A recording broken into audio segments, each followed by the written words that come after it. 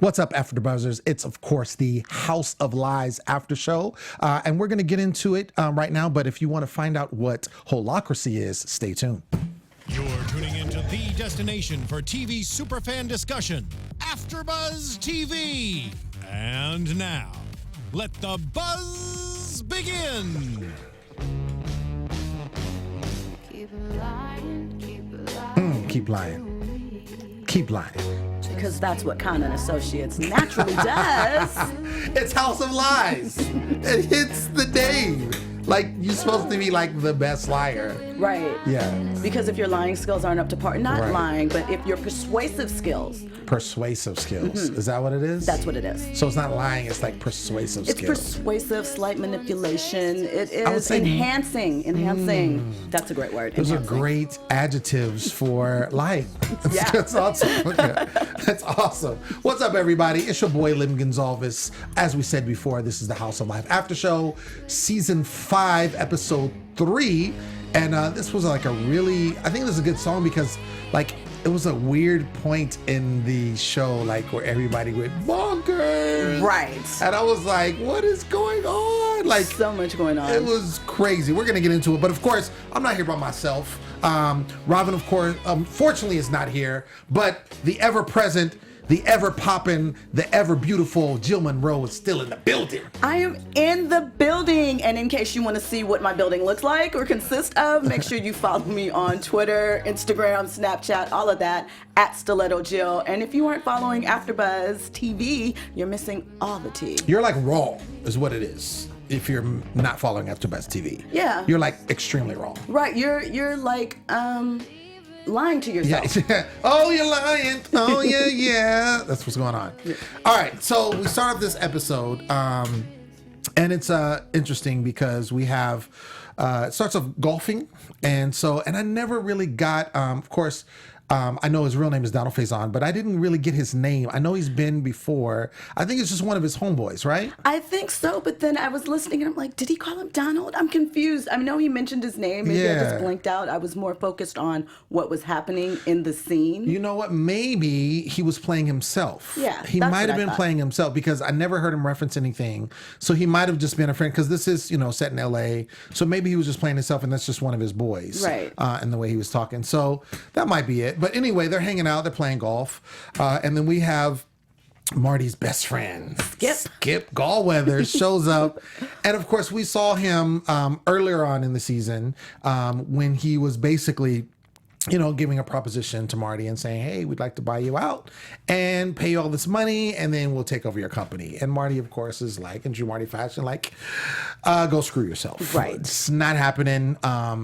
This is my company. I built it up and I'm going to be just fine. So. And as a matter of fact, Yeah. now I'm going to take you down all over again. Exactly.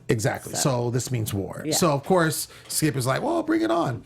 So anyway, so he shows up and of course, just pestering Marty, still trying to get under his skin, still trying to just let him know he's there and he's around. And, if his offer still stands, but of course, Marty, so it's more or less just kind of poking at him. It's just like poking the bear. To let Marty know he's going nowhere. Right. And he's subject to pop up at any place, at any time, for any reason and impact Marty's day. I think Absolutely. that's really the bottom line. Like, you're And I never going think to get we're away. probably going to see that throughout the season. Yes. Just him popping up in inopportune times. And in that point, he was mentioning, the people that he was waiting for. And it was just kind of like a reminder, like, hey, you're not big shot because you're waiting for these people. And I know these people. So just to let you know, Right. you got a ways to go. I'm still in the game. Right. And he's just trying to give him a reminder. So, of course, Marty's just still going to be Marty.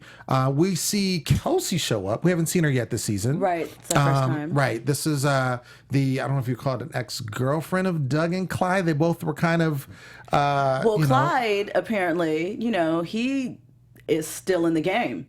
Is that what you got? I mean, Well, yeah, at least in his kinda. mind. In his mind. I think it's more in his mind. It's in his mind. It's more in his mind.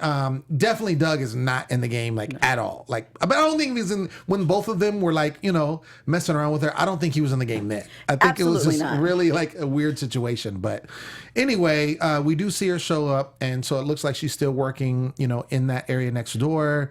She talks about one of her apps that ended Fruity up Face. getting, right, Fruity Face.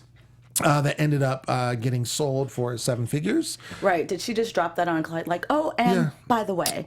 Yeah, my little app that you called Fruity Man or something. Right. He wasn't didn't getting the even name respect right. Exactly. the name of it. Yeah, 7-figure deal. Yeah, just to let you know, homie. So, but yeah, it looks like, again, I think it's more in his mind, but he is still, there's some connection there. Of course, and we already predicted this last episode, Jeannie shows back up. Yes. Of course, we know in the last episode she got fired. And so we knew that, okay, this is going to be a reason for her to come back to Marty and Kaan Associates. So she shows back up and in true fashion kicks Clyde out of his office, which was great because it was the whole back and forth between who got the office, and it was Clyde and Doug, and they were going back and forth. And Clyde ultimately won, quotes, and then all of a sudden, here's Jeannie. As soon as he gets settled, get up out. What's ironic is that Clyde for so long had that, I guess, number 3-ish position, kind of, and now he's back at the bottom of the totem pole. Right. Doug has leapfrogged him. I know there has to be a complete blow to his ego. Yeah, and I think it's going to be interesting to see how this dynamic plays out because Clyde has always been the big talker. Right. He's always been the one, and a lot of times he thinks he's bigger or badder than what he is. He doesn't likes to play with Doug in the sense like make fun of him any chance he can get, poke fun of Doug, make fun of Doug. He can't do it with anybody else. He can't do it with Jeannie. He can't do it with Marty. So like that's the only person he can do it with. And if Doug continues in this role, like of course he's got the whole Dungeons and Dragons situation, with Bonquisha, with Tessa. I love it. I love the name, though. I love the name. We just gonna stick with Tess? Is that what we're gonna do? I mean, we are not in the realm of Dungeons and Dragons. We are not a dungeon master. They say so the name. I feel they like don't ever use Tess, though. But Doug did this week because he's confused. He's confused. She has now gotten into his head. However, Doug did not use her real name. He used the Dungeons and Dragons name. He did, but he went kind of back and forth because he's confused. He's going back and role. forth, right? Exactly. Well, we'll get into that because he's confused about a number of things. Yeah. So, but anyway, we see that she's back, and of course, I'm glad she's back. Doug is glad she's back, and whether he shows it or not, I mean, sorry, not Doug, but Marty. Oh, absolutely. Right. Marty's glad that she's back. Like I said, whether he shows it, and Marty's just kind of that person. He's gonna give you a little, and then he's gonna pull the rug from under you, like I don't really care. So Jeannie actually mentions a gentleman by the name of Ron Zobel, who she feels would be good to bring on board. And it's her first day back. She's like, oh, we should do this, we should do that. And Marty's like, you need to chill, like really, like I got this. Chill out. And so he doesn't think that we should bring him in. So they're all that. So because they had major beef before. Exactly. And so Marty's like, what? You want me to bring him to my ship? Why would I do that? Yeah. Why would I do that? Just and I couldn't. And I'm glad you mentioned that because I couldn't remember quite exactly how the connection, because I remember it was from another season, but I knew they had some beef, but I couldn't remember exactly how deep it went. Do you remember what the situation was with him? It had to do with the client, of course. Right. And Marty being Marty, but I can't remember the full details. I know that Rob always felt undercut by Marty. He didn't respect Marty and his tactics. So that's what it was. Yeah. Okay. So of course he's going to be like, nah, we're good. So this is when it gets interesting. We see that they show up, and we saw kind of the preview, so we knew it was going to get crazy. But they show up to a company called Every Shirt, and it's run by a guy by the name of Sean Chu, right? He's some weird techie kind of guy, guru, there's a lot going on with this dude, but he's definitely something else. Right. We'll just say that. Definitely something else. I don't know where they got this name from. Michael Jamal Warner, we see him. He shows up. Yeah. But his name is Jurgen. Yeah. I was like, wait, the writers? Like, what are you guys doing? Like, where did that name come from? It was interesting. I was like, wait, I had to really what's his name again? Like, I had to rewind it because I really didn't believe that's what they actually said. But his name was Jurgen, but he actually is a friend of Marty's, and he works there over at Every Shirt. And Sean Chu, as I said before, really intense guy. And as I mentioned at the beginning of the show, he is trying to get everybody to believe in this concept called holacracy. Which is, I'm thinking it's a mixture of maybe holistic and idiocracy, like holistic democracy. I think it's holistic democracy. Okay, holistic democracy. Okay, maybe you might be right because it seems idiocracy to me because it's retarded. Somebody has to be in charge. Right, exactly. But that's what he's kind of getting with everybody. So holistic democracy, holacracy. Let's go with that. So it gets crazy because they decide that, he takes them, he's like, okay, we're going to do this little ceremony type thing. And so it's like a spiritual ceremony, right? And I love Clyde, the best line of, I think the show is, he's like, oh, I forgot my Satanist outfit. I thought that was hilarious. Like, are we joining a cult? Right, like are we what's about really to going drink on? the grape Kool-Aid? Exactly. It looked really crazy. Yeah. So there's a shaman that is introduced by Sean, and basically he's like, she's going to guide you on this journey, and she has this elixir, which is called ayahuasca. Something that's what we're kind of referring it to. So I don't know what the term ayahuasca means, but basically some elixir that they were all supposed to drink, and once they all drank it, then the journey was going to begin, right? And so it was interesting to see, Marty, because it was obviously disgusting, and so everybody's like, "Oh, it's nasty." And then Doug, like, "You have gluten-free, right? Like, I can't afford to mess up my blood work. I need, and I need body. the gluten-free action." Yeah. And so Marty takes like a lot, And Marty's whole thing is, and we see because he is the principal character of the show, he kind of is trying to not succumb to, basically when you took the term drink the Kool-Aid, he's not trying to drink the Kool-Aid. He's trying to stay firm in who he is. He's not trying to get overrun by, whatever's going on, and kind of stay unfazed. And that's what he's trying to do with this. So it's kind of like this tug of war, in essence, with him going on. Right. And so as soon as kind of the thing takes effect, this when it gets crazy. So everyone starts taking off their clothes. They start hedonism. Right. They start like tripping out. Some people are throwing up. Yeah, it was just and random sex in places. Yeah. It's just all I was thinking was that's a lawsuit. No wonder Malcolm Jamal Warner was worried about his job, because that whole scene is definitely a lawsuit. That can take your company down. What's interesting, and the funny thing is he was not there. He was not part of it. And I think the whole thing was he was trying, it looked like, and you can help me out with this, but it looked like he was trying to get Marty to try to have him go the other route, like be more more on the straight and narrow side of business and not try to, do this whole thing.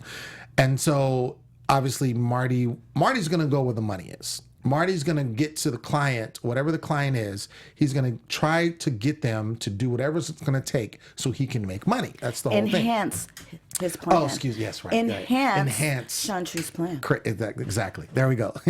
So he can enhance his wallets. Exactly. Yeah. That's exactly it. Mm-hmm. So that's what his angle is always that. So whatever he needs to do, if he needs to play along with some crazy stuff, play Dungeons and Dragons, to build a client, do whatever. We've seen him do some crazy stuff back in, some of the previous episodes and seasons. So this is what he's doing. So he's like, whatever I got to do to get this client, that's what I'm going to do. Build the trust. And it's really about building rapport. Like, okay, I believe what you're doing. Finding common ground. Exactly. So here he is. But in this particular case, like I said, he's really seeing Sean for who he is and trying to really get to the nitty gritty. So one of the things that's interesting is Jeannie starts weeping on the shaman, and she's just crying, and she's like just pouring out her soul, and the shaman's like, it's a delicate time for Jeannie. We don't know that Jeannie doesn't have postpartum depression, on top of being dumped by her new boyfriend that actually was playing her for a sexual harassment lawsuit, and Marty's rejecting her. It's a lot going on for Jeannie. You have to give Jeannie a break. Do you understand that is a lot for her to be taking on right now? Do you understand the levels and levels that are happening to Jeannie as a new mother dealing with your ex in your work environment? Who doesn't even know what her baby looks like? Do you know, it's stressful. No, I can agree. I can agree. I mean, Jeannie's a strong woman, though. Jeannie's a strong woman. And every strong woman has moments, and This is Jeannie's. Yeah, she's got the elixir. She's feeling vulnerable. It looks like at this point, she's weeping with the shaman. She also says something which actually we see later. She's talking to Marty, and so she's kind of in this dazed look and kind of rambling, but she's like, Marty, we need to do this and da da da da, and basically tells him he looks like a lion. And so it was interesting because then we see Marty kind of go off, and he sees Sean. and basically they lock eyes. So then it becomes this weird pseudo, like it turns into this animated. It was really weird. It was really trippy. I'm like, it kind of took me out. Acid trip is going on, like with the elixir and then this and the serpent and lion. That's when I was like, okay, I don't know, because all the way up to that point I was like, okay, doing elixir, okay, this guy's weird. Okay, I'm with it. And then when they turned into like animals and then became cartoons, and then I'm like, wait, what? Like, it really took me off. I mean, I know that was a representation of just how far this trip that from whatever they're taking is taking them on, which once again I'd like to point out is at work, in a work retreat, on work grounds. I just want to keep hammering that point home, because to me that signals that Malcolm Jamal Warner, Yeager, what is it? Jurgen. Jurgen. Yes. Okay, Jurgen should be concerned that this is going on. He absolutely should, because the lawsuit behind this, right? Yeah, it's crazy. But what was interesting to me was after the high came down, and obviously Marty secured the deal, was the hand embrace the two shared, that even Jurgen was like, wait, did I just get played? I just got played. What? I got played. No, he definitely did. But do you think he got? See, this is what I kind of think, though. I think Jurgen might be overreacting, because Marty always has a plan, and his plan is we're going to go with it and make Sean think that we're giving him what he wants, while we're occupying him with his day trips and bonding over elixirs. You can be running the business and making sure that the type of decisions you want made are made. Because if you think about it, having a meeting and including all the staff makes the staff feel inclusive, right? And everybody has a voice. And, maybe they change small things. Right. That's what I think, Mark. The whole thing, I'm glad you brought that up, because technically he did not get played. And we see that even after the meeting is done, and now he kind of runs out. He's like, what's going on? And he's like, wait, how much money? How much? Okay, exactly. Now you want to keep, he basically tells him why everything should be as it is, how he wants it to be. And when you see kind of how they were throwing the baton, it's like, okay, Jeannie's going to do this and Doug's going to head up this. And really it was just a rah-rah moment to basically seem like, yeah, we're on your side, but really we're going to bring in a little bit of structure with the feeling and embrace the spirit of Holacracy? Holacracy. Okay, yeah. So that's what he was making it seem like he was now a believer. That's what he was. When in actuality, he's not. He's just making Sean and the rest of the group feel that that's what's going on. So the money that they would be spending for the consulting, that it's going to good use, and it's going to bridge the gap, and it's going to make this company run smoothly. And then help them out when they have to clean up their image from that lawsuit that is definitely going to happen. Well, and I think that's where Jurgen comes into play, because Jurgen seems like he's the voice of reason in this particular episode, with the company. And so that's why Marty was like, dude, you have, what was like $1 billion or something he had? Yeah, something crazy. And it was $1 billion. Yeah, exactly. So he's like, dude, you're good. Just follow my lead. Like, it's going to be fine. Just follow my lead. It's going to be okay. I got this. Just trust me. And obviously, like you said, Marty always has a plan. Whether it always is executed or always goes the way he thinks it is, he does have a plan going into it. And sometimes even his team doesn't know. Right. And a lot of times he may have to, counter and kind of let them know after, like, see, I told you, nothing to worry about type thing. So we see that happen. So I think that whole situation, I don't know if will be revisited. It'll be interesting if we do see them again, especially Malcolm, because I think it was good to see him, and the way he, proposed his character was really dope. It was kind of different than what I'm used to seeing him do. So I like that, especially the name Jurgen. It's just hilarious. So we see Ron Zobel. Now, this was the nemesis that we saw earlier that Jeannie wanted to bring in, and Marty was like, no, not happening. So he's at Marty's office, and he's like, hey, what's going on, buddy? Oh man, I'm just glad you called me, and da-da-da. And Marty's like, wait, what? And he's hearing all this stuff that he said and all these things. And then you kind of get it that, even though Marty was trying to be strong and not let, the elixir, the ayahuasca get to him, it actually got to him at some point, and he actually placed a call to him and said all these things and left a message. Because subliminally, he knew that Jeannie was right, and he needs that assistance. He needs those things, because as Jeannie pointed out, about Marty's not a people person. And somebody has to be there to massage and help out those moments to keep business going. Correct. And that's a great point. I was thinking the exact same thing you just said at first, is that it's a subliminal thing with Jeannie. And I think we're going to see more of this especially now that Jeannie's back. I mean, them two, they make the show, their dynamic makes the show. So I think now that she's there, we will see more of that, of Jeannie kind of their, paths crossing. Obviously they have a child together. So that's automatic also with work. So it's going to be this interesting, convoluted, even jealousy type thing because, Jeannie's going to start dating, as we see in the next episode. And so Marty, of course, is going to have him be jealous because he really still cares about Jeannie and all this kind of stuff. And then same thing with him, if that starts with him again in future episodes. So it's definitely, what's going to come, basically what we're seeing, what's going to come.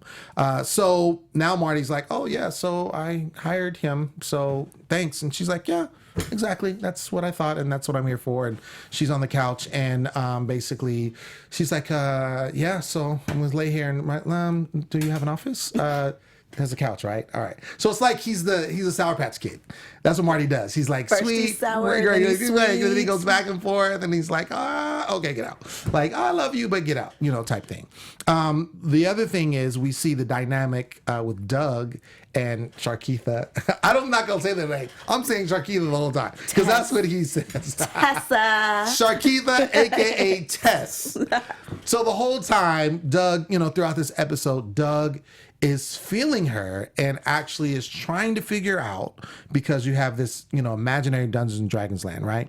And so she had asked him a question, wanting some help with something, and he didn't think if it was code for something else. So the whole episode, he's like racking his brain, trying to see, is this, something, what's going on? I need to find out. So we see them together. And so, Doug basically, he's like, hey, I got something to tell you. And she's just like, okay, is it really about, and she's back in Dungeons and Dragons land. She's like, oh, but was that okay? And he's like, no, that was terrible. But actually it's something I really got to ask you. And then he asks her out, and she's like, well, I think that's a good idea. So yeah, I'll go out with you. And Doug's like, oh, okay, cool. All right, well, da-da-da-da. So what do you think about that? What do you think about the whole dynamic between Doug and Tessa? Well, what's interesting is that, remember, Tessa's like under 30. She's young. And so I think for Doug, he is almost like a high school kid. He doesn't know what's going on. She even mentioned that too. Like, she's like, it's a very high school move. Right. And he is. So I think that it'll be interesting to see him with this woman who, in her own ways, is kind of shy, because you could tell she was like, well, wait, did I misread him? Because now he's really just talking about Dungeons and Dragons. I thought by now, we would have moved on. And so she was looking a little confused. So I think it'll be interesting because they're kind of like, puppy love in a way. And will it actually develop into something? Will Doug take that same confidence that he has as her dragon master? What is it? Her dungeon master? Whatever. I think it's dungeon master. Yeah. Her dungeon master. And take that into their potential relationship date outside. And will it be complicated because business is involved? Right. Well, I definitely think it's something that we're going to see more of. That's not going to be the end of it. And I think ultimately, he's going to, he's obviously, the count is now beyond this, right? Right. I think the count's not even in question. I think it's now if this develops into a relationship. And I think we've seen Doug very, like, he's an awkward dude, and we've seen him with people. We've seen him got married, and that whole situation, which was weird in itself, that ended, and we saw the dynamic with him, and like I said, the whole threesome situation with Kelsey. Yeah. So, and that was also very weird. So it'll be interesting to see with that, and the thing is with this, it's like he is, and he mentioned this too, because in real life, she's has this money and this power in her business and company and all this kind of stuff, and he's the low man. But in the imaginary world, she's the baby. Like what he said, she's the virgin in this. Right. She has no clue. She has no clue learning what's going on. And so it'll be interesting to see how this dynamic plays, if this Dungeons and Dragons thing, with if using that power to help aid him in being confident to really pursue her, you know, because he obviously is into her. And so it'll be interesting to see if that works and how that kind of plays out, you know, holistically. I hope like Doug doesn't turn into a dragon and she turn into like Marty and Sean did, because that would be, I can't do that no more. I can't do that. That no was, more please, trips to imaginary no more world of that, Just please. leave it. You can do the fourth wall when Marty's talking to the, you know, audience. That's cool. But no more. We don't want to go on the elixir trips with you. Yeah, please. We prefer to just watch from the outside. Yeah, I'm cool off of that. We don't need that moment. Yeah. So anyway, that's the episode. Let's get into predictions. Let's do that. Always. And now, your AfterBuzz TV predictions. All right. So, looking at the previews for next week, and just how things are going on with this episode, what do you think going forward? Going forward, we're headed full speed towards some type of episode with Marty and Jeannie. Mm-hmm. You know, that some type of, and I think that Jeannie keeps making herself more and more open to Marty, and I think it's making him uncomfortable because he's not used to seeing her in this type of vulnerable state. So I'm wondering how that is going to turn around as far as their business. As far as at work, I think that we will continue to see Doug kind of grow out of his shell, which is going to be interesting as Clyde has to readjust to his sort of new role and reestablish himself. So I think those are the things we're going to look forward to going forward. And more Skip, because Skip is not letting go. Ah, okay. Yes, I definitely think Skip is going to be around. I don't know if we'll see him every single episode, but definitely he is going to be the thorn in Marty's side. And there may be a showdown between them. We'll see. Yeah.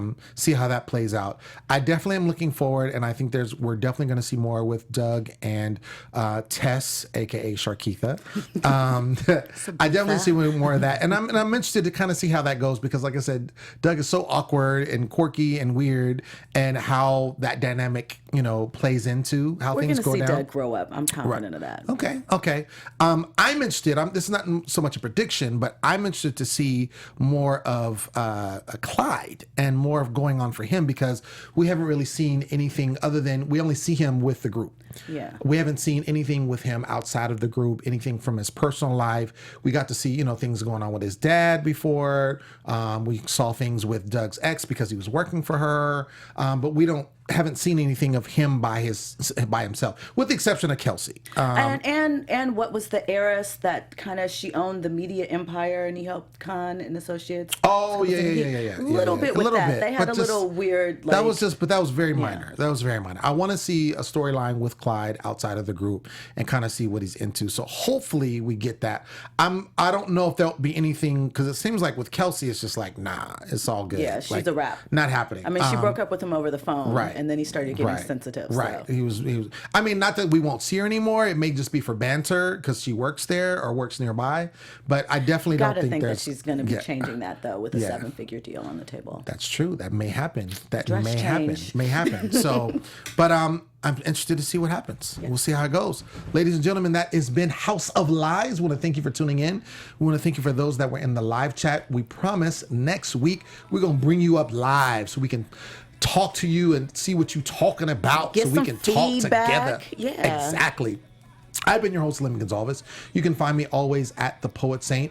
Before I switch it over, I want to make sure that you, of course, subscribe to AfterBuzz TV. That you should have done that already. But also rate us with 5 stars, because the rest don't even count. You know, only 5 stars count. Rate us and follow us and comment. You know, this goes up on YouTube, so make sure you comment. Let us know what you think about the episode. Let us know your predictions and what you think going forward, and we can maybe share those if we like them. And if we don't, we might share them too, because they might be crazy, and we like crazy. We do. Yeah, exactly. Where you at, girl? I'm Jill Munroe. You can find me at Stiletto Jill, Instagram, Twitter, Snapchat, all of that good stuff. And check me out on JacksonStilettoJill.com for all your sports and pop culture gossip. There it is. And we'll see you next week. From executive producers Maria Menounos, Kevin Undergaro, Phil Svitek, and the entire AfterBuzz TV staff, we would like to thank you for listening to the AfterBuzz TV network. To watch or listen to other after shows and post comments or questions, be sure to visit AfterBuzzTV.com. I'm Sir Richard Wentworth, and this has been a presentation of AfterBuzz TV. Buzz you later. The views expressed herein are those of the hosts only and do not necessarily reflect the views of AfterBuzz TV or its owners or principals.